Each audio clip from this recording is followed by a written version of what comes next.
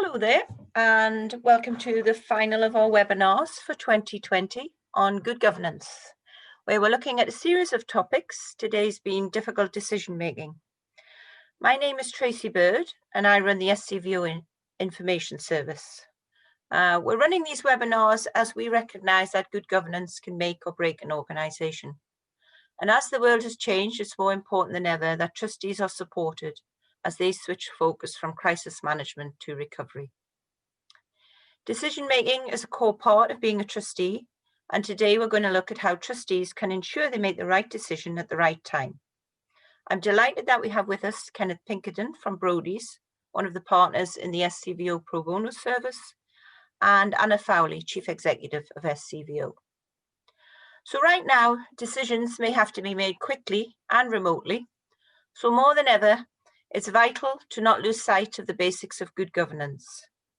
If you start off by making sure everyone's voices are heard, that means you will get good collective decision making. So I think chairing and facilitating respectful discussion is vital at board meetings. Your meetings need to be well planned and with up-to-date information available to trustees and of course accurate minutes kept.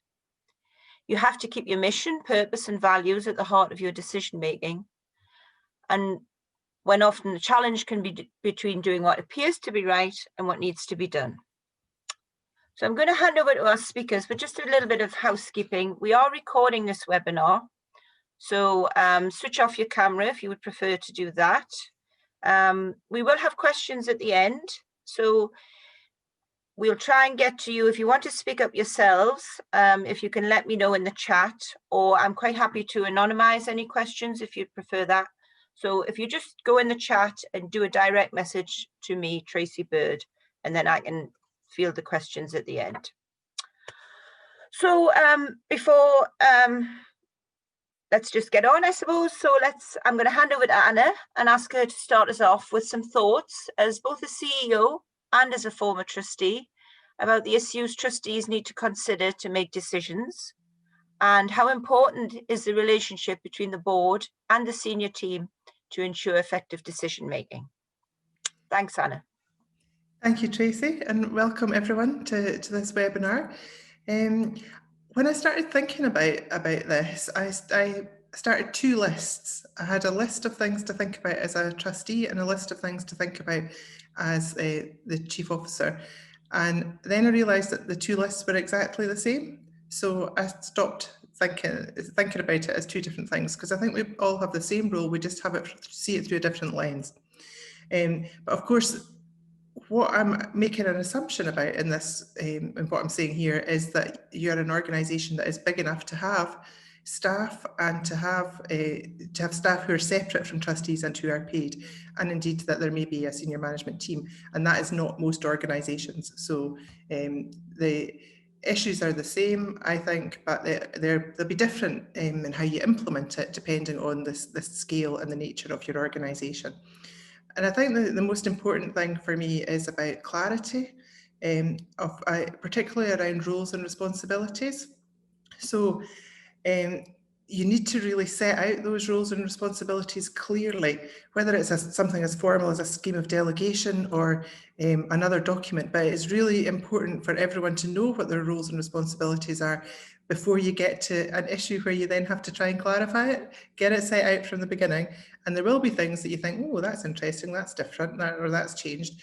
But if you've got as much there and established and understood in advance, that helps to make those conversations easier and gives you a framework for having those conversations as well. And I think when you're making decisions, it has to actually be a decision, not just the officers expecting or paid staff expecting trustees to just rubber stamp something they've come up with. In a previous role, when I was a trustee, we had a member of the senior team come to us as a board and basically tell us what we were going to do. And I could feel myself, he was quite young and I knew what he was meaning, but I could feel myself bristling, and I'm quite an empathetic person. But I was thinking, okay, so what's the point of us if you're just telling us what you're going to do? I think you need to be very aware that what you're presenting your trustees with is options, and as a trustee what you're looking for are options, and they have to be real options. So, and they have to include the status quo. So obviously you have to express why you have considered the status quo and why that is no longer the right thing to do. But there's no point in having, if you think about property as an example, there's no point in having the option that you want as the officer and then have burn it down for the insurance or turn it into a nice hotel as your other options, because it's dead obvious then what you actually want to happen. But they have to be real options that merit debate and consideration. And if you think there's only one option, then just say that. And those options need to be really informed. I think you have to make sure you don't drown your trustees in information and detail that they don't need, but you also need to make sure they have enough information to make an informed decision.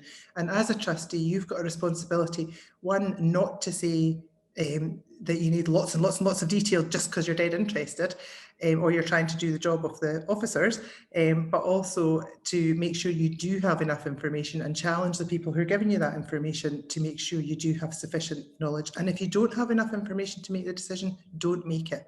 Say we'll come back to that once we have this information that we need. And you have to be really clear as well about conflicts of interest.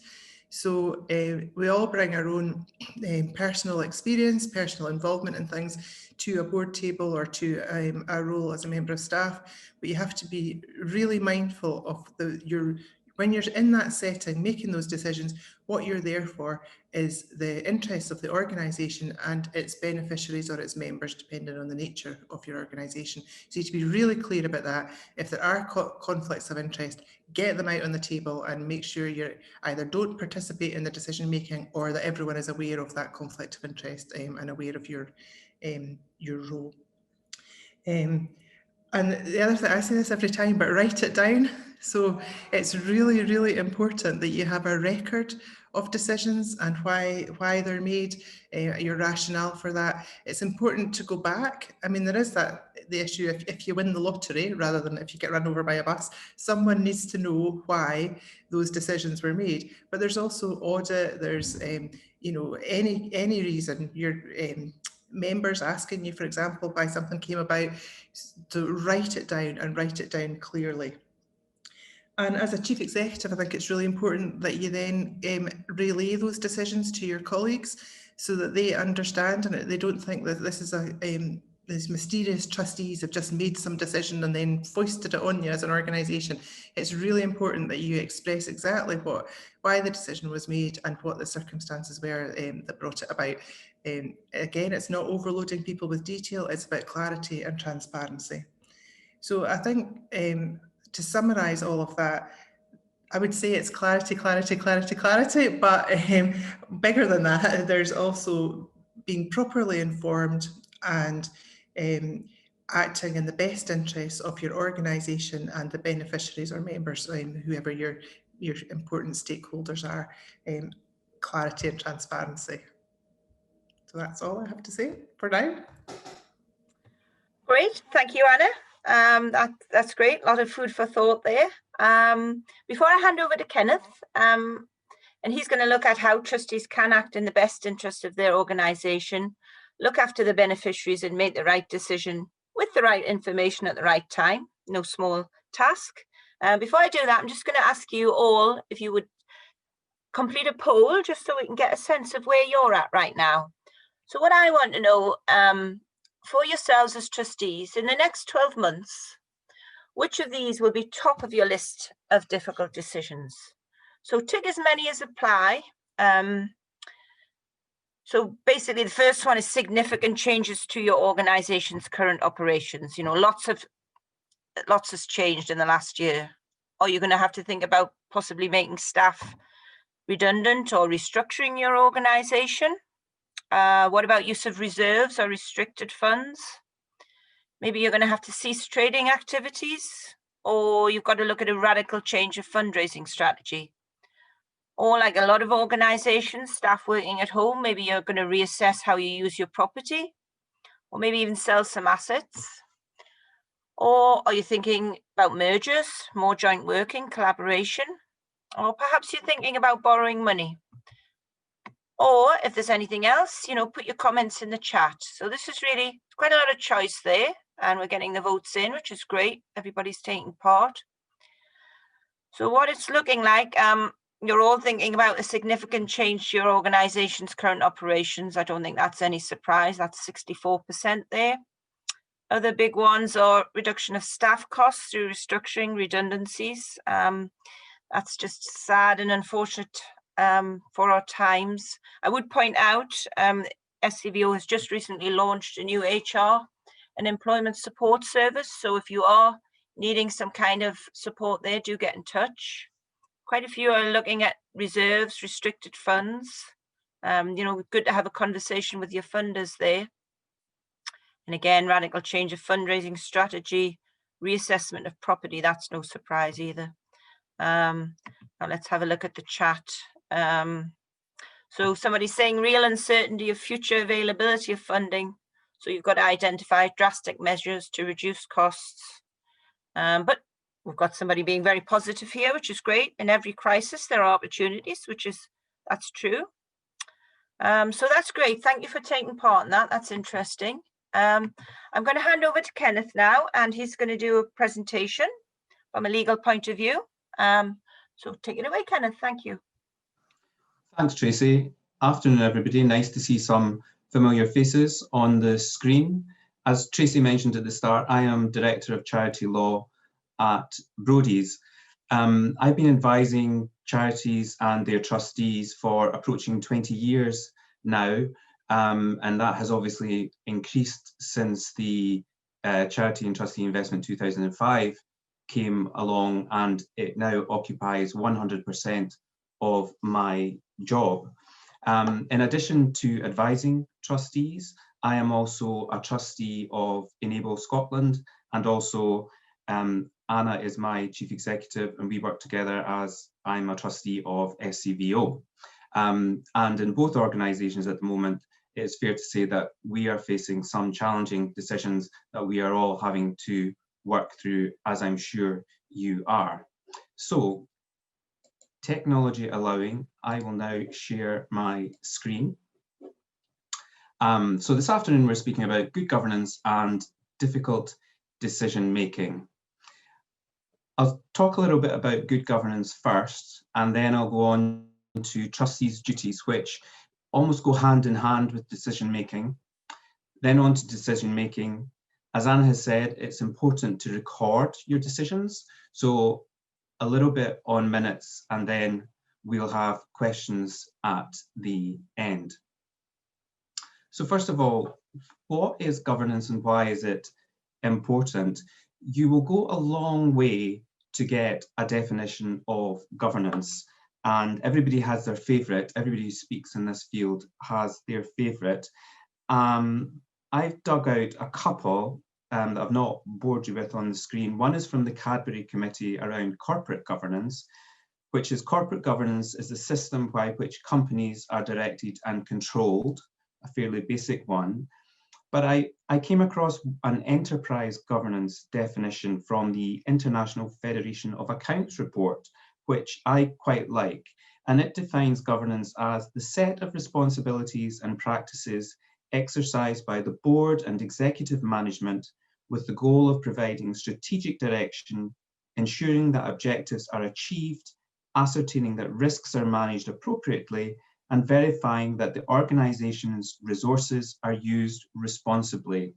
And I think that really brings together everything that we look for in charity governance. So you have your responsibilities and practices, you have strategy in there, you've got ensuring your objectives, for us, charitable objectives are achieved, and we have the risks in there, and also that the resources are used responsibly.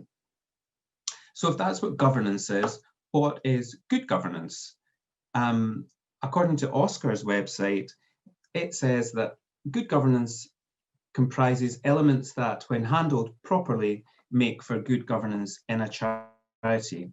And then it's one of those satellite charts if you're on Oscar's website, and it gives about 9 or 10 little bubbles at the side about what they say that good governance is. And those include, as you might expect, your charity trustee duties, your governing document, meetings, management and control, and collective responsibility. And I'll touch on those topics as we go through the slides this afternoon. And I should have said, I'm also a member of the Scottish Third Sector Governance Forum. And in the code, which the forum has responsibility for and brought together, it says that why good governance matters. It matters because it underpins successful organisations. And there's also a quote on why it matters is, a good reputation takes years to build and it takes seconds to destroy. And the idea is that if you have good governance, then the chances of something happening which will destroy your reputation overnight is much reduced. So, what are your trustees' duties? This goes, for trustees anyway, this goes to the core of the 2005 Act, and Section 66 is often quoted. And you may be aware that from time to time, Oscar will publish inquiry reports if a charity has come into difficulty and there is a reason that the sector might want to know, and there will be learning decisions, lessons learned for the sector, and it publishes these inquiry reports. And if you read those, you will find that Oscar, by and large, comes back to where the charity trustee duties failed, where the trustees failed in their charity trustee duties. Say that after it, Jen. So generally, we have that you must act in the interests of the charity, as Anna said. When you are in that boardroom, when you're in that committee room, round the kitchen table, discussing the charity's affairs, then you must act in the interests of the charity and in the interests of no one else or no other body. You must act in a manner which is consistent with the charity's purposes. And what we mean here is the charity's charitable purposes. Everything you do rather, must advance the charitable purposes. And that is what often Oscar will say is they're trying to avoid mission drift. You must focus on what your charitable purposes are. Now, you may advance them directly. So for example, if you are a care charity, a social care charity, you're out supporting elderly and vulnerable adults perhaps, or you may do it indirectly. So if you have a share portfolio or if you have investment properties, then the income that you get from those properties, you then use to further your charitable purposes. You must act with the appropriate care and diligence.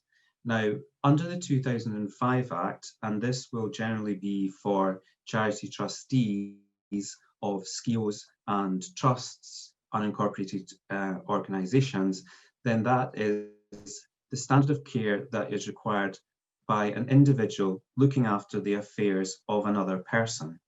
And that is generally taken to be a higher standard than if you're looking after your own affairs. If you're doing something for somebody else, the general expectation is that you would take more care. So for example, if you were looking after your own affairs and you had £50,000, you might think, I want to earn some money, I'll go to the casino and I'll put it all in black. However, if you're a charity trustee, the expectation is that you would not do that.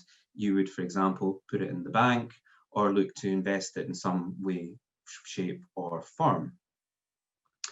You also have an obligation, or a duty rather, to manage any conflict of interest between the charity and any person or organisation who appoints charity trustees.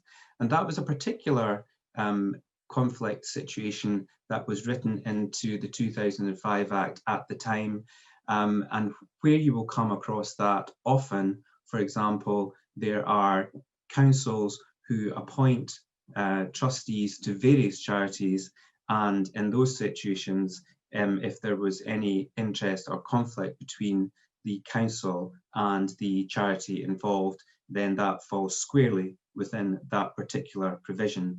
And in those circumstances, the charity trustee must declare that conflict and not take part in any of the deliberations or decision making of the charity. And actually, whilst that was one specific set of circumstances, it has actually become the bedrock of quite a lot of conflict of interest policies that we see. I've mentioned conflicting duties there. There are often conflicting duties between one set of rules for a particular body and another. For example, companies, which I'll give you an example of on the next slide. And what Oscar says is, if there is a conflicting duty, then you must apply the higher duty. And if there is a breach of any of the trustee duties, then that is treated as misconduct in the administration of the charity. And that will open the door for Oscar to begin proceedings, or certainly open up an inquiry. And if you know your constitutions, as I'm sure you do, it's quite often the case that if there is misconduct in the administration of the charity by a trustee, not necessarily all of the trustees, then that is circumstances under which the remaining trustees can take steps to remove that trustee. I mentioned the higher duty and the standard of care, and the standard of care is really important, I found, in advising trustees when it comes to taking the decisions, to focus on you have to detach yourself from taking the decision as if you were an individual without these duties, and taking the decision as if you were an individual with the duties. And as I've said already, the standard of care under charity law is the standard that is reasonable to expect of a person who's managing the affairs of another person. A lot of charities are companies, and for those who are, it's really important for the trustees to know that it is a higher standard of care under company law. So in terms of company law, the standard of care is that a reasonably diligent person with the general knowledge, skill and experience that may reasonably be expected of a person carrying out the same functions as a director in relation to the company, and that the general knowledge, skill and experience that the director actually possesses. So, for example, if you have a property manager or an investment specialist as a member of the board, and there is an investment decision or a property decision on the table, then they will be held to a higher standard of care than the other trustees around the table who do not have that knowledge. And that's quite often forgotten. It is a higher standard of care if you are a company director with specific skills. So moving on now, really to the core of what we're speaking about today, and that is decision making. And I thought what I would do would be to take a look at the Scottish Governance Code for the third sector and see what it had to say. And what I think you'll find this afternoon is what Anna's said, what I am saying, probably what you know already, and what the next bit I'll come on to is there's all these themes coming through, and everything is said, or many things are said in a slightly different way. So the Scottish Governance Code has 5 strands to it, 5 pillars. And I noticed when I was doing the research for this presentation that each strand, in fact, mentions something about decision making. So I've drawn them out this afternoon. So under organisational purpose, it says you make and record informed decisions in line with your governing document. And in case you haven't read the Governance Code, and I hope you all have, and if you haven't, please do, it's written from the point of view of the trustees. So that's why it's saying in line with our governing document. Under the leadership strand, it says that as trustees, we should have a clear understanding about the individual and collective roles and responsibilities of our board. Now, as an individual, your trustee, your individual responsibilities are, for example, read the meeting papers, turn up to the meetings, declare any interests, any conflicts of interest. Collective roles and responsibilities is when, as a group, you are acting. So you take your decision, and even if you don't agree with the decision, you remain within the group and you carry that decision, and you are responsible for that decision. And again, I think that's sometimes a misconception. Sometimes people tend to think, well, I didn't agree with that, so I don't have any responsibility for that decision. But you do, you definitely do. Board behaviours. Listen to each other, your beneficiaries, members, employees, volunteers and stakeholders, and respect the role that they each play. And that comes back to what Anna was saying, that you have to respect the senior management team, if there is one, respect the jobs that you're doing, that they are doing, give them clear instructions. What are you asking for? Do you really need it? And if you do, that's absolutely fine. But ask yourself, before you set the senior management team or the chief executive off on a merry dance, you know, is it the right dance? And I think it's important, especially just now, to listen to each other. We're all struggling through COVID at the moment. We're all having to make challenging decisions, and it's really important to be sympathetic to each other, particularly at this time. Control. The code said we should make sure our scrutiny and collective decision-making processes are rigorous, informed, transparent, timely, and well communicated. And I'm sure Anna is absolutely delighted at the moment to see that she had most of those words in her introduction and what she said. You know, we have to be transparent. We have huge stakeholders out there. It is really important that trust in the sector remains and is upheld by us all. We have to be informed about the decisions we're making, and we have to make sure that the manner in which we're making those decisions are correct, and we have to do it at the right time. And how effective are we as a board? Well, how do we do that? We should make sure meetings enable us to explore key issues and reach well-considered, collective and recorded decisions that are acted upon. And that's back to Anna's point. You have to tell people that you've made the decision. You can't just take the decision and keep it to yourself, because nothing will happen. And you must ensure that meetings are well organised, well informed, effectively chaired, and there is active participation. And I'm finding that the active participation is quite challenging in this forum, for example, when you're doing meetings by Teams or by Zoom. And a lot of that rests on the chair, and a lot of decisions I'm finding certainly, are being made by nobody speaks, so we'll carry that decision. And that's very difficult when you can't see body language, you can't see how people are reacting to each other in a room. So I would suggest and put my neck on the line and say that if there is a challenging decision that has to be made, then the chair should actually go around everybody one by one and be absolutely sure that that person is yay or nay for the decision. The well-organised point, meetings well-organised point, is an interesting one. During Trustees Week, when I chaired the session on diversity and inclusion of trustees on boards, it came up about how do you get young trustees, or how do you get diversity on boards? And one of the responses was, well, you should think about the timing of your meetings. And the example was given that it was a young trustee and he was not being released from his job to attend board meetings. And the response from one of the speakers was, well, consider changing the time of your meeting to a time that is perhaps out with office hours. So you have to, just now it's perhaps a little bit easier because everybody's sitting at home.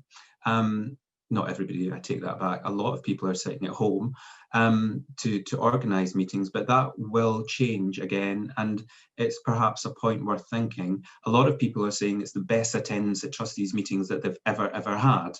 And we have to ask ourselves why, and we have to learn from this experience that we're all undergoing and try and take that forward. And as the answer that we have blended meetings, do we shake up the times a little bit to make sure we've got as many people on as trustees in these meetings as possible? Hopefully, and one would think that the more people you have in the room, with the added value that the trustees are taking to the decision making, you would hope that you would then get a better and better informed decision. So that's what the code says about the decision making, what I managed to take out of that. And I should say, in support of the code, there is the Good Governance Checkup, which SCVO published, and it goes through each of the different strands and it asks questions, or it suggests manners in which you will do all of the things that are mentioned.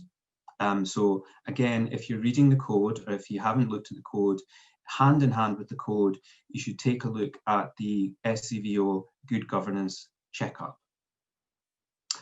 So traveling south of the border now, again, just a different perspective on things. There's a publication or guidance published by the Charity Commission for England and Wales called It's Your Decision, Charity Trustees and Decision Making. And this is a really good piece of work by the Charity Commission, and it goes through what trustees should be thinking about when making decisions. And what I've done is I've taken some of what is in there, and again, what you'll see, hopefully, is that it's more or less what we've been saying, what Anna has been saying, but in a slightly different way. So what the Charity Commission guidance says is that you must act within your powers. Now, you generally have to make sure, you have to make sure that you have the power to do something before you do it. In SCIO constitutions or in company constitutions nowadays, it's quite common just to see trustees can do anything they want. In older deeds, however, in older constitutions, that won't be the case, and particularly with the trusts and unincorporated associations. So if you're about to do something, just check that you have the power to do it.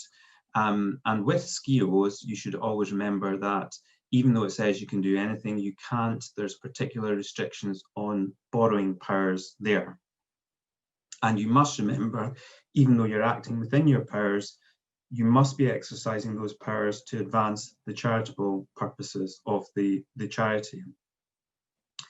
You must act in good faith and only in the interests of the charity. Coming back to what Anna was saying and what's been on before, you must make sure that you are sufficiently well informed. Do you have all the information that you need to take the decision that is in front of you? And as Anna said, if you need more decision, don't take the decision and ask for the decision. But that's not an excuse to delay the decision. Don't ask for something else if the reality is that you have sufficient information and you don't want to take the decision. That's a different point of view from not having enough information and not being sufficiently well informed to take the decision. Take account of all relevant factors and ignore irrelevant factors. Manage conflicts of interest. And it's, well, again, I would say when Oscar publishes a lot of their inquiry reports, some of it revolves around the management of conflicts of interest. And if there is an interest, there is a difference between an interest and a conflict of interest. Many of us will have interests in matters that come up on the agenda, but that won't necessarily amount to a conflict of interest.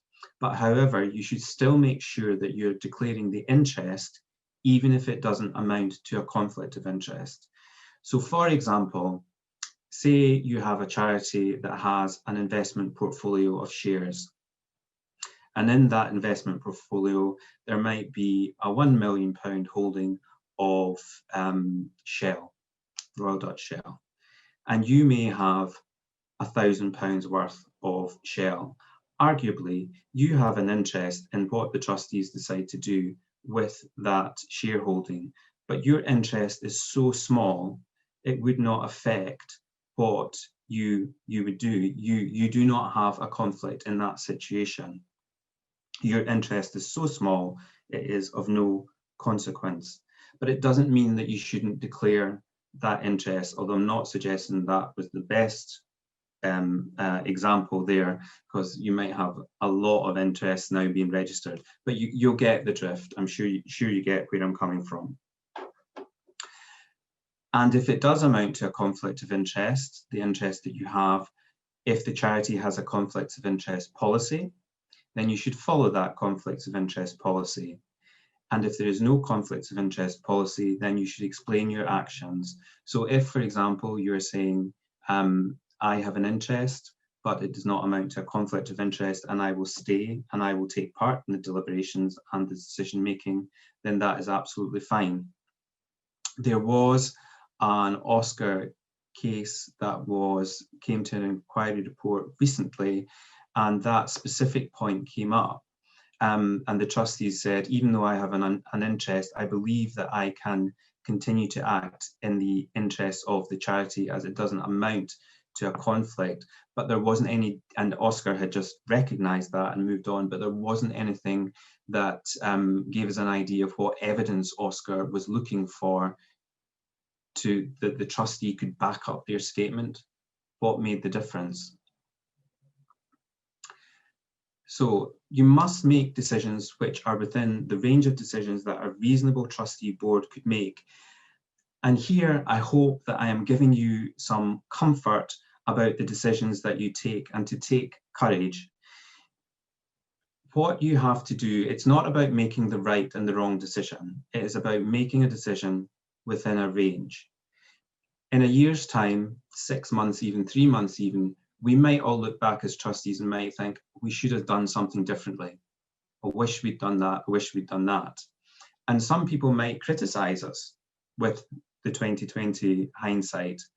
But from a regulatory and from a governance point of view, as long as that decision, when you're applying the correct standard of care, the appropriate standard of care, and you're not being reckless, as long as it's one within a range of decisions, then from a regulatory point of view, you will be fine. And I think that's the most positive thing to take from this seminar this afternoon. You must follow the requirements in the governing documents about decision making. So what we're speaking about there is your quorum. Are you sure what your quorum is? Do you have enough people to make a quorum? There are some very odd clauses with quorum in it. Some will say the quorum will be 1/3 rounded to the nearest whole number. Well, what if it's a 0.5? Some will be rounded up. Some will be a straight number, a fixed number. You have to take conflicts. You have to know what happens if trustees have a conflict of interest. If, for example, it's a half and there's a conflict, do you include that trustee within the number when you're counting the quorum, or do you exclude it, him or her? Virtual meetings. We all know we're struggling just now with virtual meetings, and there was Oscar guidance at the start. Make sure if you're holding meetings virtually, you have the power to do it. I'm sure we've all tightened up our constitutions by now, and we're all comfortable with that, and that will be a big tick for us all. Take decisions collectively. There is an idea that we should all come to a common agreement and that we should more or less all be comfortable with. But again, the point on collective responsibility is well made. Even if you disagree, then you still carry that decision and you are still responsible for that decision. If you're using a power to take decisions outside of a meeting, strictly follow the provisions of this power. Often a written, or in company law certainly, written resolutions, it's a higher amount of people you need to pass the resolution before it is passed. So make sure you know that if you're making a written resolution or taking a decision by the written resolution process, that you have the right number to pass that resolution. Delegation.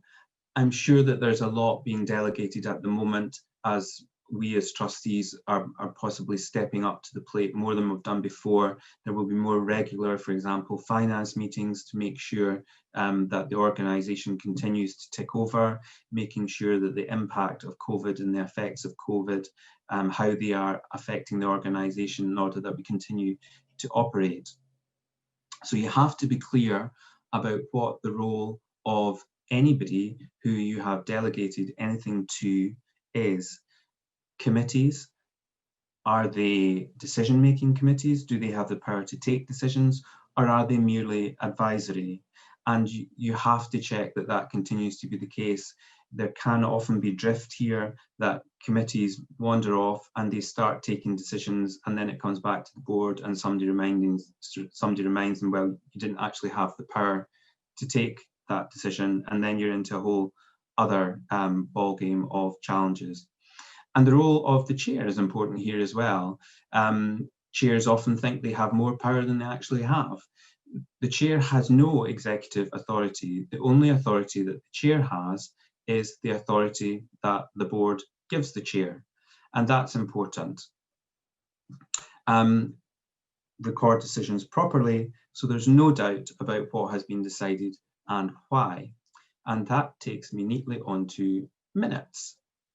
I hate doing minutes. I hate recording meetings. I think it's the dullest thing in the world. And going back over your own minute afterwards is even worse to correct them. If anybody out there likes doing it, I'd love to hear from them. So again, this comes from the same publication from the Charities Commission, and it's suggestions about what you would put in your minutes. Full day attendees and any apologies. Apologies is important.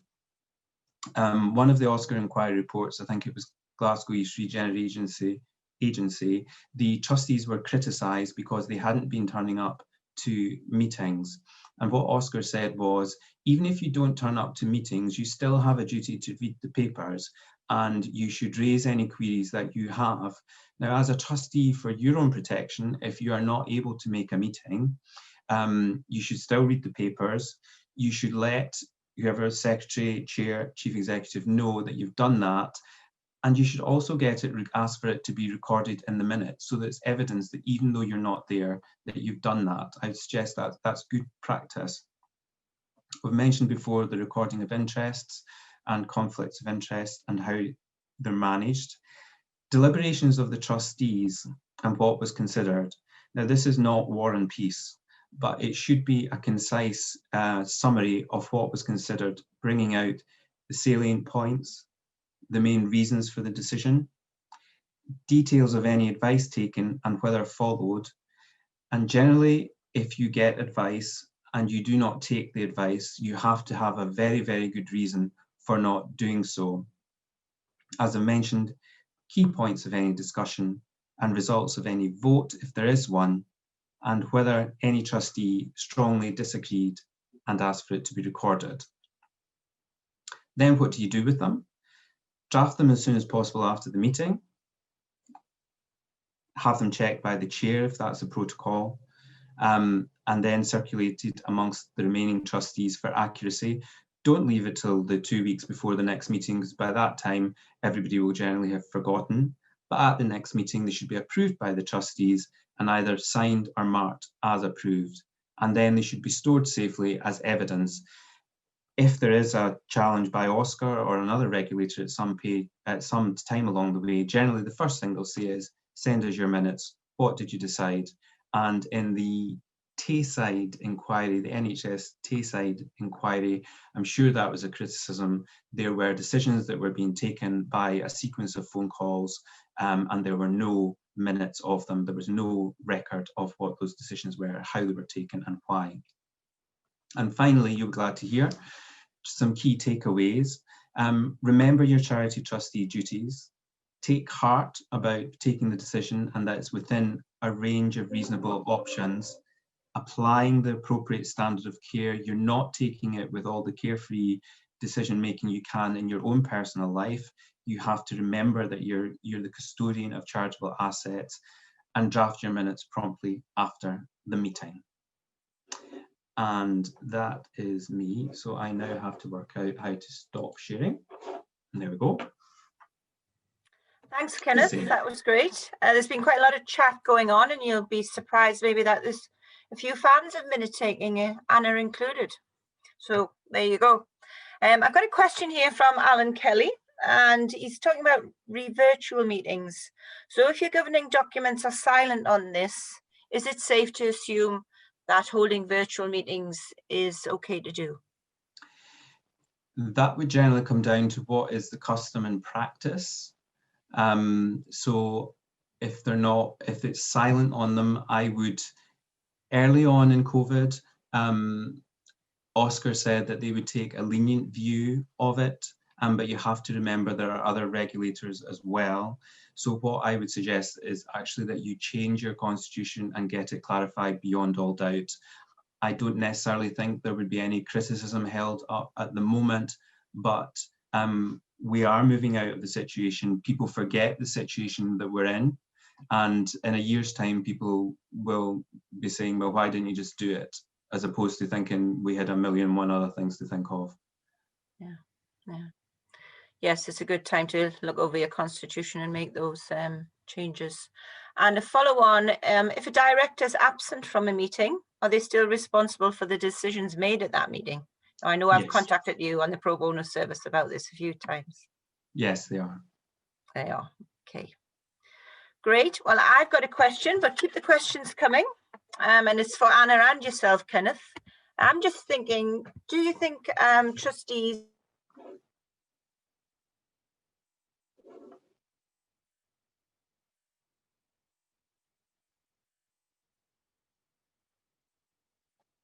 Tracy fell off there. She did. I'm just looking.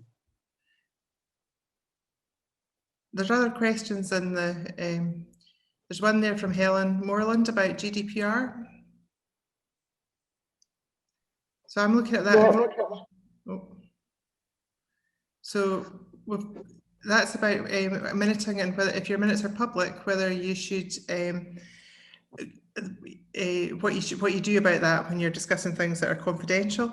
And you know, we have public minutes at SCVO, but we have a separate minute for anything that's confidential, and that's appropriate because you need to record your decisions, but you would be in breach of GDPR if you were to publish those decisions in a public forum. Is that correct, Kenneth? Yes, that's right. Absolutely. Sorry, I think I got thrown out of my own meeting there. I don't know what happened there. I was going to ask Kenneth, do you think trustees can be too risk averse? And, you know, what do you think about trustees? They maybe shouldn't be entirely comfortable with every decision they make. On the risk averse point, I was previously on a board and we brought in a person who that was their job. Their job was risk, and we thought, fantastic, somebody to take over the risk register, brilliant, amazing. And what it turned out was that that individual was so risk averse, he wouldn't take a decision. So I remain of the view that any decision we take is taking a risk.